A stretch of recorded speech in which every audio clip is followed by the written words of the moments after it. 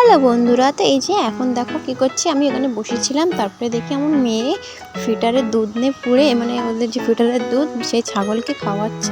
বয়স ওর মাথায় যে এতটা বুদ্ধি হয়ে গেছে মানে ভাবতে পারছি না। আমরা যেহেতু ছাগলটা ডাকছে অনেকক্ষণ থেকে, আমাদের মাথায় আসেনি কিন্তু ওর মাথায় এসছে। ও কত সুন্দর করে মানে ফিটারটা সব নিজে নিজে পুড়েছে, নিজে নিজে ডালা লাগিয়েছে। তারপরে দেখো ছাগলটাকে কি সুন্দরভাবে খাওয়াচ্ছে। আমি ভাবছি কি ওতে ওর সাহস বলতে, কিছু কিছু বাচ্চা ছাগলের পাশে যেতে চায় না, ছাগলের পাশে গেলেই মানে ওদের ভয় করে। আর সেখানে দেখো কত সুন্দর করে ফিটার করে দুধ খাওয়াচ্ছে। মানে এটা দেখে আমার ভীষণই মানে হাসিও পাচ্ছে, দেখে খুব একটা মানে মায়া মতনও লাগছে। তো তোমরাই দেখো কত সুন্দর করে দুধটা খাওয়াচ্ছে, আমার মানে ভীষণ ভালো লাগছে। মেয়ে যখন না দুষ্টুমি করে তখন খুবই খারাপ লাগে, তখন খুবই বকাঝকা করে, কিন্তু যখন মানে এরকম কোনো কাজ করে তখন দেখে আবার খুবই হাসিও পায়।